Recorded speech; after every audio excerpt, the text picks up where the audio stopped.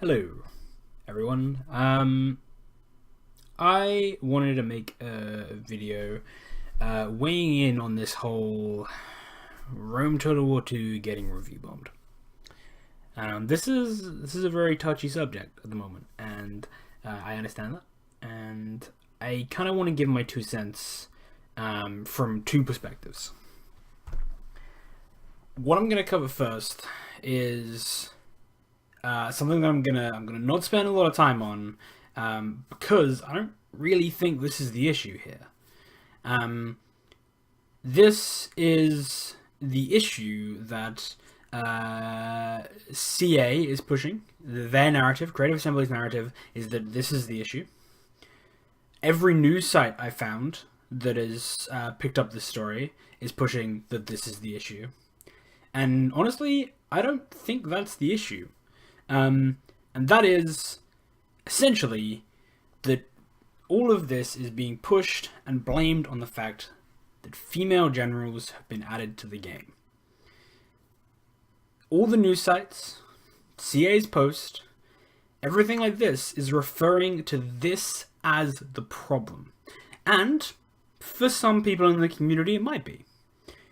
People are arguing that it's not historically accurate or authentic, that it just didn't happen in antiquity, and for the most part, they're right.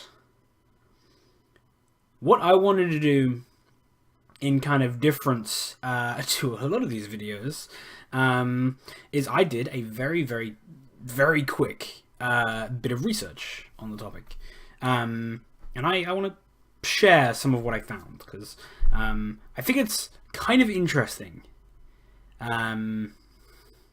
So, firstly, let's have a quick look. Now, there's a few. So I'm gonna quickly give my sources here as a student of archaeology. I'm gonna respect that and list my sources. So first of all, I will be referencing the book Cleopatra and Egypt by Sally Ann Ashton. Published by John Wiley and Sons Incorporated, and published in 2009. You should be able to find the book if you look for it. I will also be referencing Women and War and Antiquity by Jacqueline Faber series. So I'll probably mispronounce that. And Alison Keith, published by Johns Hopkins University in 2015. And as a general companion, I'm not necessarily directly referencing it, but it's a really good read if you want to know more.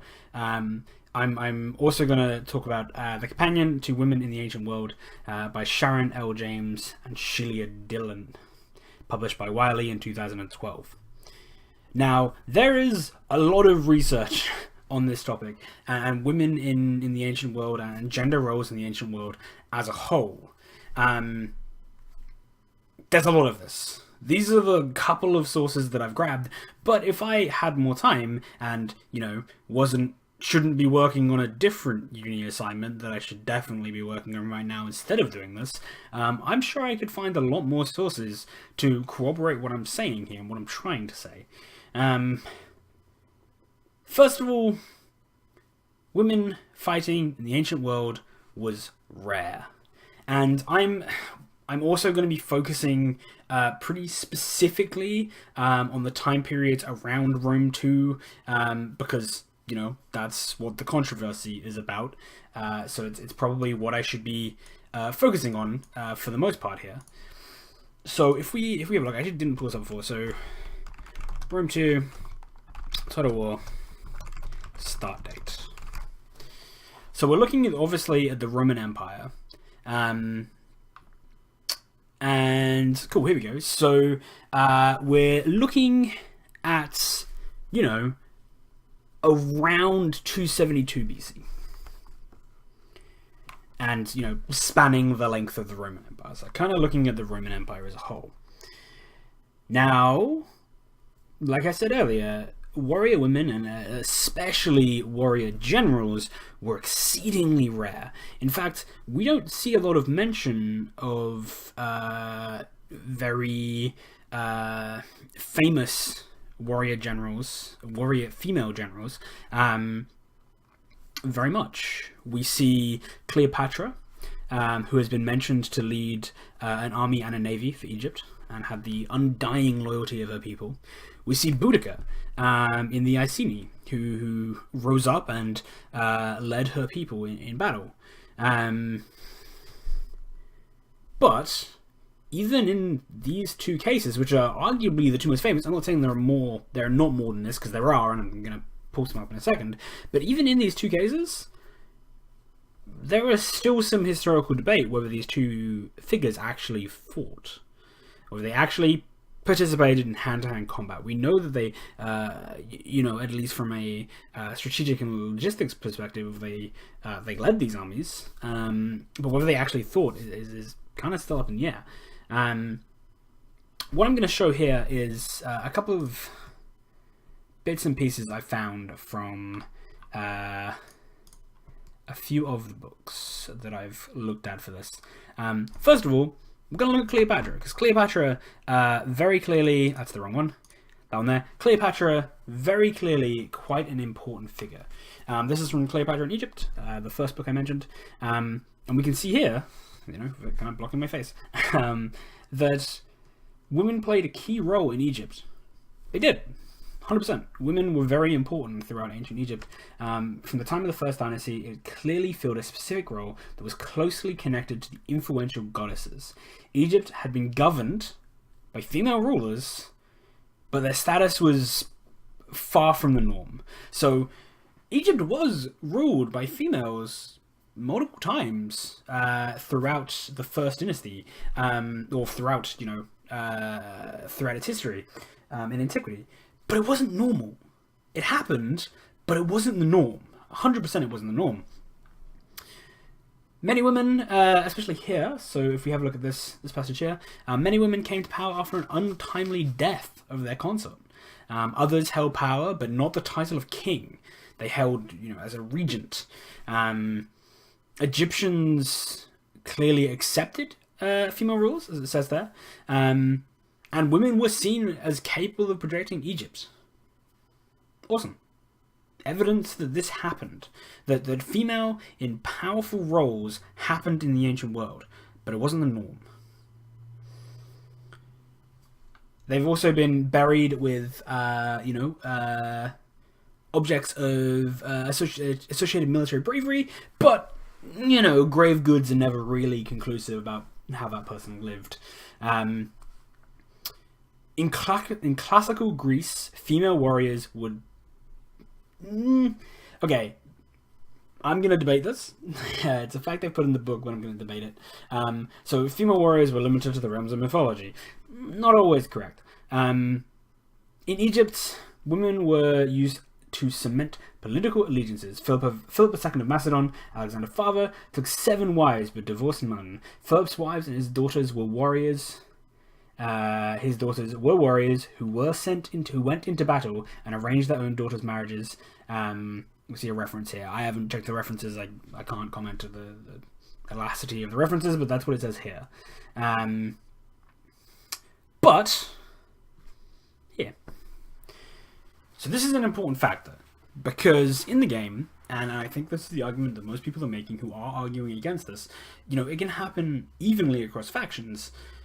The Romans were not quite so comfortable with the idea of a female ruler. On several occasions, they actually intervened to put a male ruler back in the throne in Egypt. So that's kind of important, right?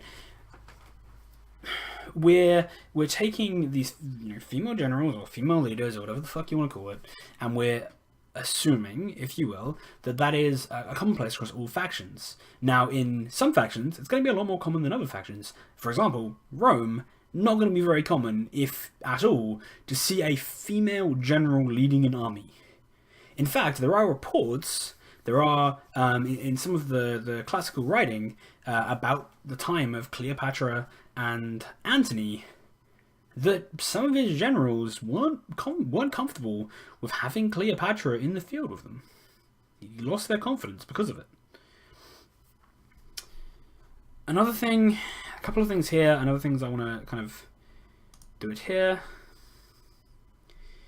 This is a pretty good example of a Roman view on a woman in power. Propratius accused Cleopatra of trying to spread her pavilions on Capitol Hill in the heart of Rome, and goes on to ask, what does our history mean if it leads to the rule of a woman? That was a Roman scholar. Propratius, let's see, when about did he live? Probably obviously about the same, actually maybe not at the same time. Let's have a look. Propratius. Yeah, Sextus Propratius, he was a poet, right? Yeah, he was a poet. Who, he was a relatively popular poet throughout Rome, and he wrote that. So that's got to represent the view, to some extent, of the Roman population. These people are not going to be comfortable or accept a woman in a position of power. That's not me being sexist, which is a whole different point entirely. That's fact. That's what we know from research. One really important thing that I've learned through studying archaeology, one of the things they drill into you as hard as they can, is to not put a modern view on history. It doesn't work. It doesn't work. We're in a time now, and this can be argued, of relative equality. Relative. I'm going to say relative just so I don't get yelled at by people who don't believe that.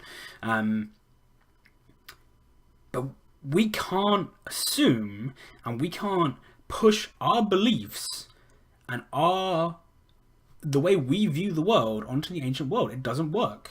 They viewed the world very differently, and that's because of a lot of different things. The world has shrunk now. I can within less than a second be in contact with someone on the other side of the world. You couldn't do that in ancient times. That leads to a very different view of the world and life as we know it. A lot of things like that have changed, so we can't assume that what we view now is what they viewed then. We're going to look at one more thing very quickly, because I don't want to be on this topic for very long, because I don't think this is the main issue here. They increase the spawn rate of female generals. In my opinion, I don't care. I don't give a shit. Right? That isn't my problem of what's happening. And I do, I'm the sort of person who will very rarely get up in arms about a thing that happens to a game. I don't really care. It doesn't affect me that much. If I enjoy the game, I'm still going to play it. To me, it doesn't really matter. Right? But this has struck a chord. And it's not because they've added female generals. Right? That doesn't matter to me. Rome Total War games as a whole are not historically accurate. And that's what makes them so amazing. If we had a game, if we just picture in your head for a moment a Total War game that forces you to play 100% to historical accuracy. Imagine starting a campaign as the Etruscan, or as Carthage, right? And you know that you're going to lose. You know that from the get-go, because you have to stick to historical accuracy. That would be boring as shit. No one would play that game. It'd be awful.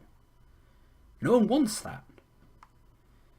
So I don't think, for a majority of the population, for a majority of CA's audience, that the adding of female generals is a problem. So I'm gonna address this one last couple points that I found in regards to that, and then we're gonna move on, because I don't want to talk about that. I don't think that's the problem.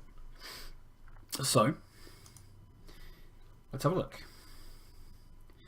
We have this line from the Iliad, and this line is really telling. So we're moving to Greek culture now for a lot of this. This line is really telling. War shall be the business of menfolk. This is from the Iliad. This is from Homer, a popular, a very well-known poet, and a very influential. Homer and the Iliad can actually tell us a lot about what life was like in antiquity. a lot of the things that he brings up, a lot of things that he mentions in the Iliad, do give us pretty direct correlations to other things that are happening, and by assessing things that he says in the Iliad, we can actually draw parallels to what we know life was kind of like, life was like in ancient Greece. So let's scroll down. Let's keep going. This bit's important, right? And I'm going to show this for the sake of not being yelled at. There is a lot of examples in ancient Greece of women in war.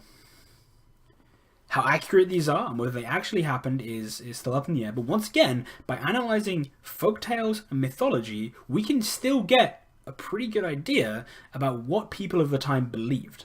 So, looking here, we see a lot of goddesses and mythological characters who are women participating in war in Greece. Right? This shows that, although war is the business of menfolk, there is still an attitude that women can fight. And this is shown down here. There are many reports. I think they've mentioned 3 here. There's probably more, although I haven't done more background research, so I don't know that's true. So here, for example, women in antiquity were able to play an active role in confrontations proper, with their participation mentioned from the first year of the Peloponnesian War, which was 431 BCE onwards, as it says there, when Theban troops made a surprise entry into the small town of Plataea by night. Women and slaves climbed up onto the roof and started to cry out and throw stones and tiles down onto their assailants, defending the city. Greek history attests to a situation in which women climbed onto the roof of houses and assaulted attackers by hurling. On more than one occasion. This happened during the disturbance of Corsia. I'm gonna say them wrong. When women gave support to the popular party's forces by throwing tiles onto aristocrats from the rooftops, which they've referenced there. The women of Salinius also took to the roofs of their homes to throw tiles on the Carthaginians once the walls of the town's inner fortifications had fallen. Another reference there, kind of showing where they get this from. And we get more. There's more examples all the way through this. You can have a look at the book if you want to see all of them.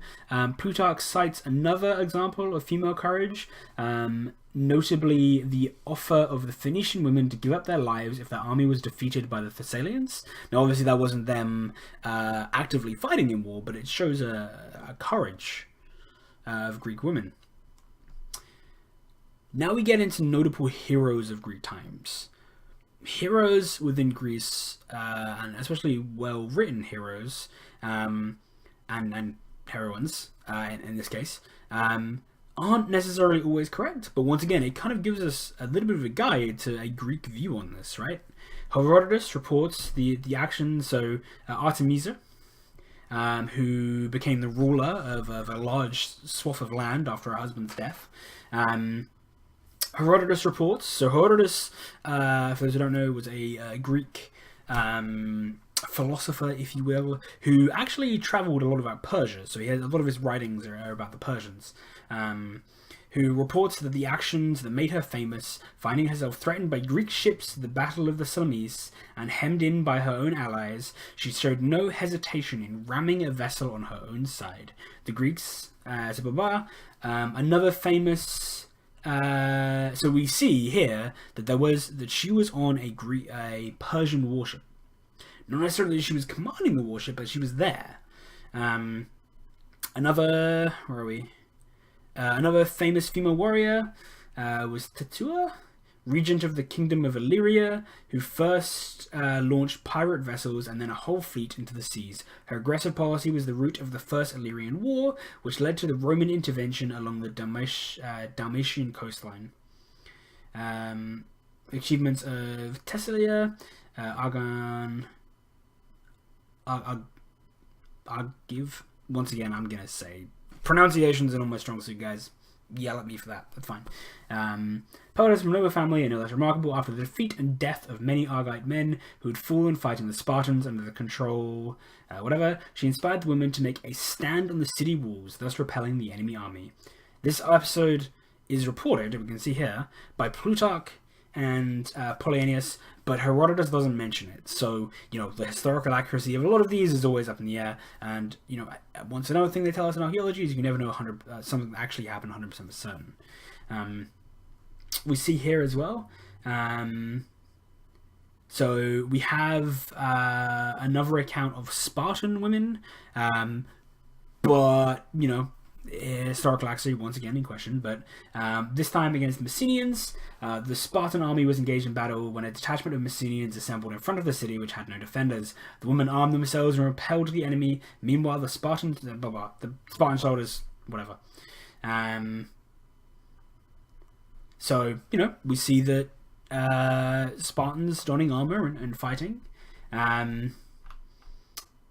Real life can sometimes be different. We see here Aristotle mentioning in his observations that in the matter of courage, which is useful in all life's ordinary affairs and only of use if it has a use in time of war, the women of Sparta have had a most mischievous influence. They showed this during the time of the Theban invasion. Unlike the women of other cities, they were of no use whatsoever and caused more confusion than the enemy.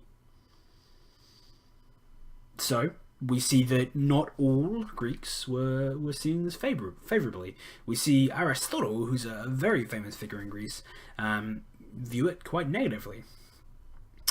Plato's views are scarcely more favourable. Women take no part in things of war. Nevertheless, we see a little bit of a contradiction here by Plato, wuu also recommends that young girls be trained to fight. During a siege, mothers ought to be able to make a mass excursions. Oh my god, I can't speak. Mass excursions from the city. And fight outside the walls, not to mention form a force to guard the children and the city. In the Republic, Plato also recommends that women receive military training. We see that. It's mentioned. So, we also see here during Alexandrian times, where are we? So a concluding example comes from Alexander's campaign in northern Italy, where he clashed with some local mercenaries and decided to attack them.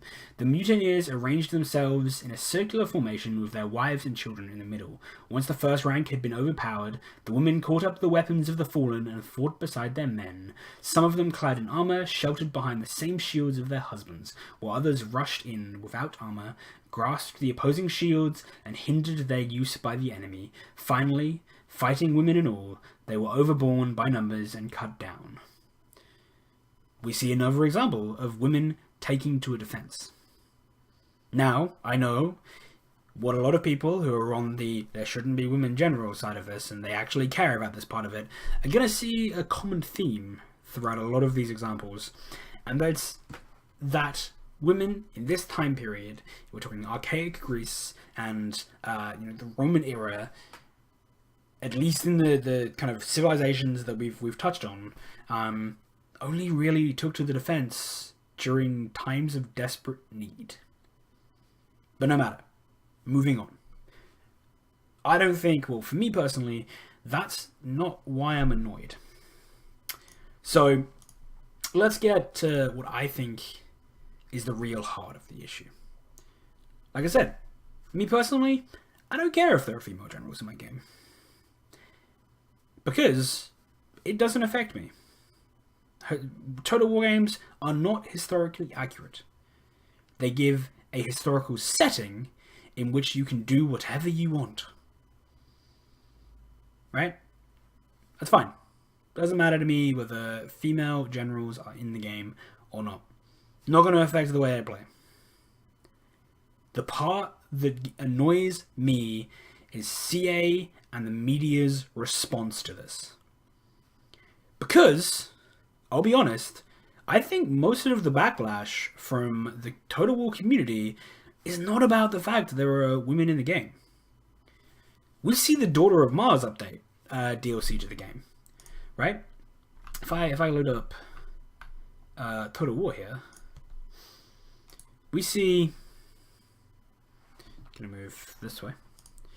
We see here the DLCs for Rome. We see a fair amount of them. We have the Daughters of Mars unit pack. Literally just add females to the game. Now, obviously, not all of these units are historically accurate, whatever. But look at the reviews. Mostly positive. People didn't care. Because the people who didn't want it just didn't get it. People didn't care. I own it, for fuck's sake. The Desert Kingdoms pack added more females to the game. Once again, people didn't care. Now, there was opposition to this DLC, but none of the opposition, or at least not much of the opposition that I saw, was due to this girl right here. There were other complaints, but not about her. So, in my mind, from what I've seen, most of the people don't care about the fact they're adding females to the Total War games. I certainly don't. So what do we care about? If it's not this, if it's not the fact that they're adding females to our game, what is all this uproar about? And for me, this is almost, well, for me, it is entirely about the response from Creative Assembly. Because originally this kicked off, and it was people complaining about women being added to the game. Right? Whatever. There was some complaining. There was some debate in the Steam forums back in March when this all happened. But no one really seemed to care. Me personally, my biggest problem with this is this. And I'm going to use, I don't like using this here as an example, because this tweet is part of my problem. But it kind of summarizes the response. This was, for me, the first out-of-line move from Creative Assembly.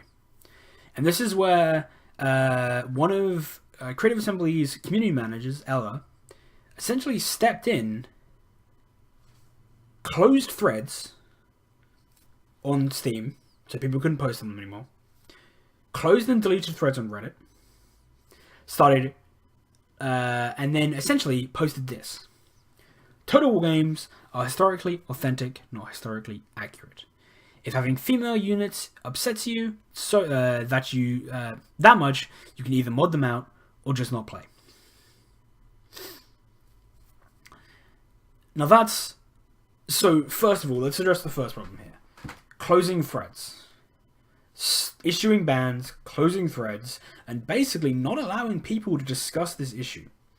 Because sure, there are some people out there who just hate the idea of women in their game. Because it's not historically accurate. Those people are out there. Absolutely. 100%. They exist.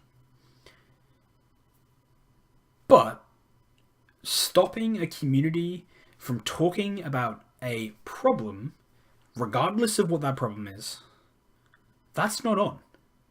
You can't do that. Closing threads, banning people for talking about the issue, that's not okay.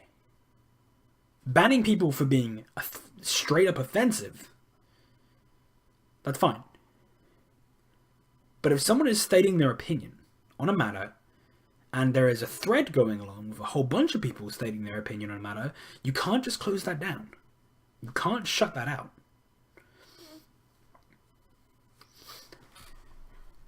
And this has happened a lot. We've seen Steam reviews that are complaining about it being reported as offensive when they're not really. Steam threads closed. Reddit threads closed. CA's official response after this was this. In regards to the debate about Rome 2, there has been no changes to the recruitable female general spawn rates, but with the addition of family trees features and the new gameplay option brings it playable factions playable factions may gain more female family members via marriage. If a player has their male family member seek a wife and get married, more females enter the family. This means more female characters may appear as recruitable generals, but then again, only in factions where female characters may be recruited as generals. Female characters appear throughout the game, but have been a 10 and 15% chance of appearing as recruitable generals for some of the playable faction. There is an exception for the Greek states, Rome, Carthage, and some Eastern factions, which have a 0% chance, and the Kush, which have a 50% chance. This is to broadly represent the cultural differences in those factions during the time the game is set. These percentage charts are moddable by players, and we've not seen a verifiable bug which has shown this to be different or not working as intended. We have no plans to patch this out or remove this feature from the game. Awesome! What a great statement! This statement makes everything perfectly clear. Now, I haven't gone in and I haven't confirmed that this is correct, that these spawn rates are correct, but I have no reason not to believe them. I have no reason not to believe them. Perfect. I love it. Honestly, it's great. This statement is what they should have done in the first place, and then just leave it there. Don't touch the problem anymore. Let it go. You've addressed it. Walk away. Done. If people want to still complain, let them. That doesn't matter. Because the core of your community doesn't care about this issue. They're going to keep playing your games. They're going to pick the games they want to play, and they're going to play them. They're not going to play all of your games. And, this comes into a completely different problem, which I'm not talking about in this video, about the quality of Total War games at the moment. But once again, that's a whole different kettle of fish. I don't think most of the community cares, honestly. And I could be proven wrong there. I could be wrong. But from what I've seen, that's fine.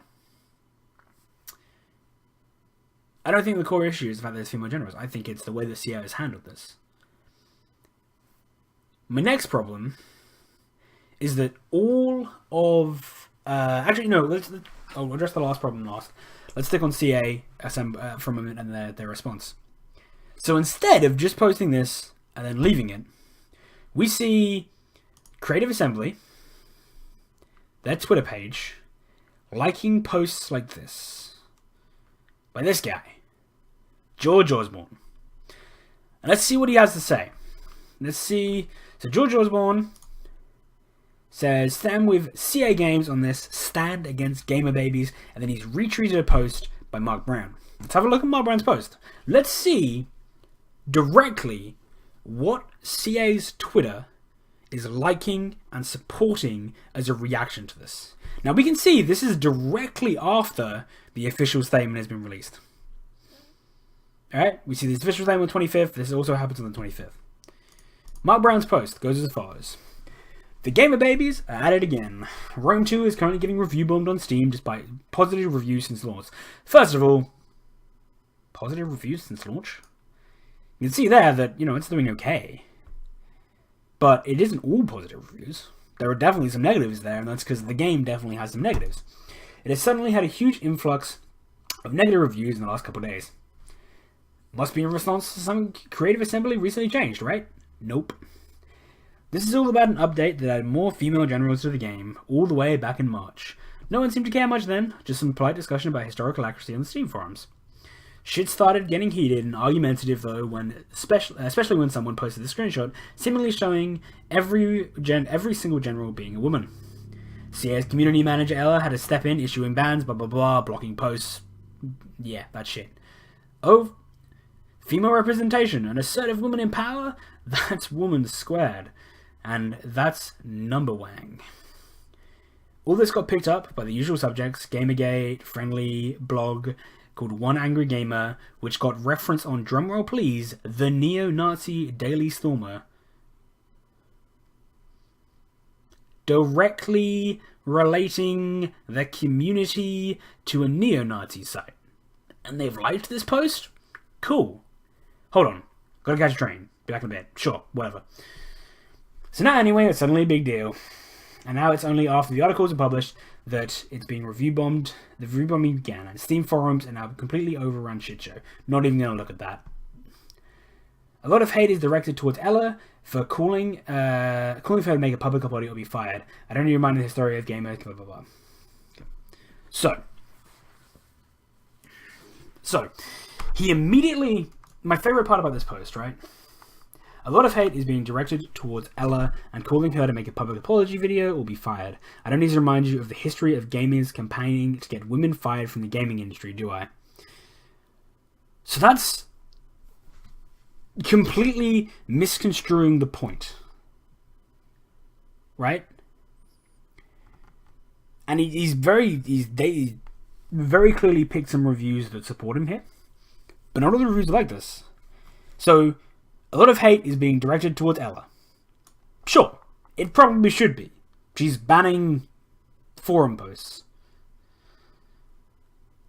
I don't need to remind you about the histories of gaming campaigning to get women fired from the gaming industry. That's not what this is about. Right? A male community manager at CA could make the exact same post, and it would get the exact same response. Because it's not who made it, right? And the thing that I think we need to look at here is, and this is something that, you know, we can blame the community for. We shouldn't be going after people. As a community, a Total War community, we shouldn't be going after people, right? People shouldn't be getting hate. We shouldn't attack people. We should attack their argument. Because what attacking the person leads to is this. And this isn't the problem. This leads and directs people to think that the problem here is that, oh, a woman posted this comment and that's not okay because women shouldn't be involved in the gaming industry. That's not the point. The point is what she did. The point is the argument she made, not who she is. Continuing. But the whole thing is so dumb. Someone on Steam extracted the code, blah blah blah. And the screenshot.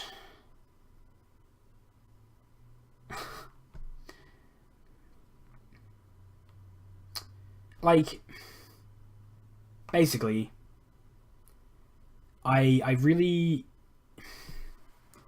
my problem, right? My problem is clear and it is simple. As a community, as a Total War community, we've gone about this the wrong way. When we're looking at what CA Ella has done, and what Total War has done, in liking posts like this, they are not handling this well. But neither are we as a community. We shouldn't be going, CA Ella needs to be fired. We should go, here's the argument she made. Here's the argument that was made. And here's why it is wrong. Not, she was wrong.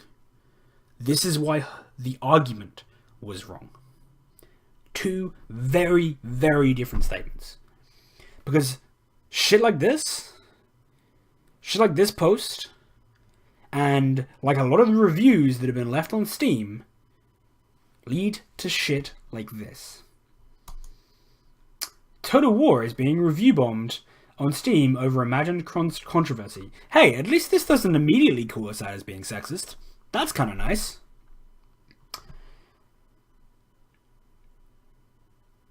Rome 2 has had a surge of negative reviews on Steam because players are under the impression that female generals spawning more often.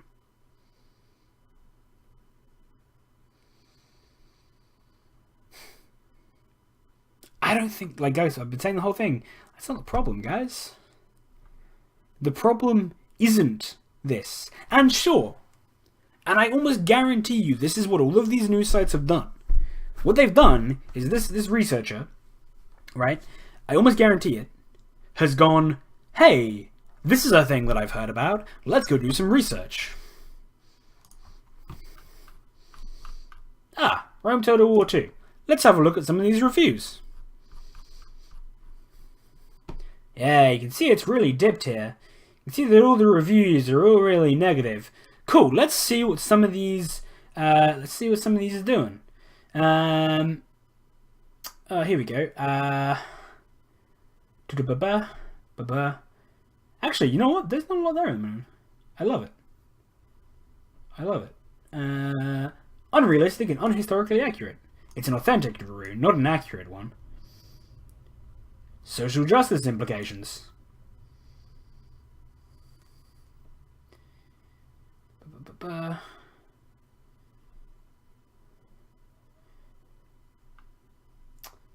Is there anything else? Can I see anything else? Because they've removed a whole bunch of reviews. So what I'm seeing here isn't what they would have seen. Right? Cool. Not really. Alright, sweet. There's more, but I'm not going to scroll through. So when I looked, I can't show it right now because reviews have been deleted. But a lot of the reviews that was in here, that if you literally just went, hey, let's have a quick look through the reviews. A lot of the reviews that come up are literally, all they would say is female generals, female generals, female generals, female generals. So at a brief look, without really investigating the problem, sure. If I looked at some of the reviews that I initially saw on this game, because I looked at this when it first happened, a lot of those reviews were 100% linked to female generals.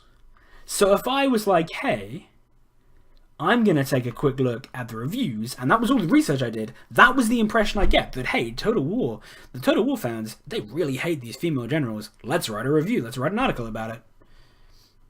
Let's have a look at this one. Total War Rome 2 gets reviewed bomb over female generals. I love it, it's great. Rome Total War gets review bombed due to female generals. So these were the first 3 articles I pulled up, right? I didn't actually look much further than that, but they were the first 3 articles I found that directly in the title calls out the main problem here being female generals. And this, I will credit, isn't totally CA's fault. As a community, we've gone this the wrong way. Because that's not the problem. And I think for a lot of people, I could be wrong, but I think for a lot of people, including myself, that isn't the problem. The problem isn't the fact there are women in our game now. Because we live in a pretty inclusive society nowadays. The problem is how CA has dealt with this as a whole. Because it's not okay. Deleting reviews, banning accounts, shutting down forums, posts, Reddit posts, and then liking crap like this that directly compare their fan base to neo-Nazis, that are calling gamer babies, that are literally calling out that their community sucks, that the community that play their game sucks, right? That's not the correct way to do it. And the thing that makes it even worse, the thing that makes it worse than anything else, is they did the right thing. This post, this one tweet, was all they needed to do. They see the controversy coming up, they post this, done. That's it. That's all that needed to happen. This post. If they had left it at this one post, things would be so different now. Because there's nothing to complain about. This post answers the questions. This post doesn't blow this into a huge problem. What does is their other reactions. And that is the problem here. Not the fact they've added female generals to the game. Not the fact that that isn't historically accurate. Because Total War games aren't historically accurate. Let me tell you right here, right now, if you are sitting here watching this video and thinking that female generals are the problem, you're wrong. And you're part of the problem. because that's not the problem. The way they've responded is the problem. Anyway, guys, I'm gonna leave that there. I've said my 5-10 cents. I've covered both sides of this argument, I think, and I've kind of said everything I feel like I need to say. I think the last and important closing note that I will close on right here is that, and I was watching a Legend of Total War video that I will link here, that was commenting on the same thing, so Legend of Total War, Republic of Play, and Arch Warhammer have made 3 excellent videos on this topic. For me, Legend of Total War says something in there which I think really resonates, and I've already mentioned it once. When you are looking at something like this, attacking argument, not the person. Going over to Arch Warhammer's video and calling him sexist for his views is not okay. Attacking a person because of their argument isn't the way to go about this. What you need to do is you need to take his argument, you need to take the things that he's saying, and if you disagree, don't just go, "Oh, I don't agree with you, you're just saying this because you're sexist." Don't say that. Take his argument and attack that. Don't attack the person. Because that's not okay. Gonna leave it at that. Till next time. Peace.